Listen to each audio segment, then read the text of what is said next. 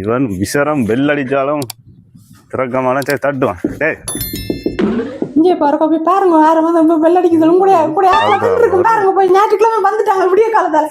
சரி சரி நான் பாக்குறேன் போறேன் தம்பியார் வந்திருக்கா நான் அவனோட இந்த கதை ஆறுதலா நீ அருபானே நீ வந்துட்டேன்னு தெரியுமா எனக்கும் அவள் கட்டி கொண்டிருக்கிறாள் கண்ணுட்டாள் போட அவளை விட்டுட்டு நீ வாட அவளையில எட்டத்துக்கடா எல்லாம் ரெடி எல்லாம் ரெடி மச்சான் நீ வா சொல்லி சொல்லி போட்டு வார ஏதாவது சொல்லேன்டா கவியகா.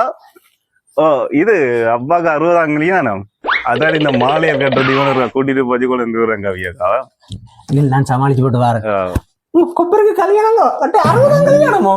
சரியா சரியா ஒரு வாரம் நான் விட்டு அந்த அவரை இங்க வென்ற குடும்பம் வந்து நிக்கிற பிறகு யாரக்கா வழியில நிக்கிறான் அத்தனோட வந்து நடுவில் சண்டை பிடிச்சு நிக்கிறவன்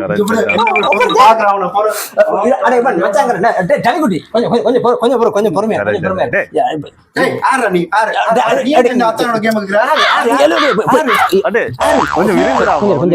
நான் சொல்றேன் கேளுங்கறாவா. அடியும் தெரியாது நுனியும் தெரியாது நினைக்கிறான். இதுவன் மச்சாங்காரன்டா அவனையும் கூட்டிட்டு வாடா. சரி நீ கால் சொல்லி உன்னை பத்தி அக்கா எனக்கு சொன்னவா நீ இப்படித்தான் ஒவ்வொரு ஞாயிறும் வந்து அத்தான கூட்டின்னு போறியா? முடிச்சு விட்டுருவா எல்லாத்தையும். என்னத்த முடிக்க போறேன் அவன் என்ன ஒளிஞ்சு நிக்கிறான்.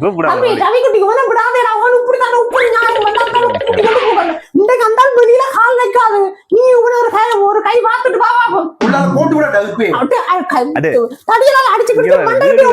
என்னோட வீரம் காட்டா. சரியா டே மடையா வீடு தேடி வந்து என்னோட வீரம் காட்டா. உன் அத்தான ஒரு ஆம்பளையண்டா அவனை கூட்டி சந்தியில நிக்கிற மாடா.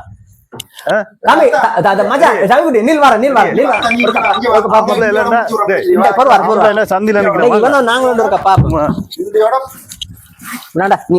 இதுல வெளியில கொண்டு போக கூடாது.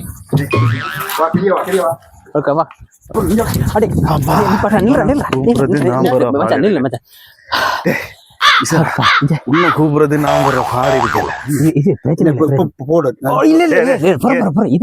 நீர் கொஞ்சம் ஜீராடக்கும் நீர் கொஞ்சம் ஜீராடக்கும். தம்பிக்கு ஒரு பச்சை டின் எடுத்து கொடுக்கும். வேலை முடிஞ்சது. இவனை விட்டியோ சிக்கால் இவனை கையோட வச்சு மச்சான்டாப்பா அவன் பிரச்சனை இல்லாத.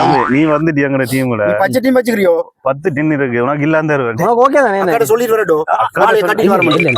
அவளுக்கு தெரியும்பா முதல் வந்தன வீட்டை விட்டு வெளியில வந்துட்டோம். இல்ல நீ திரும்பி போன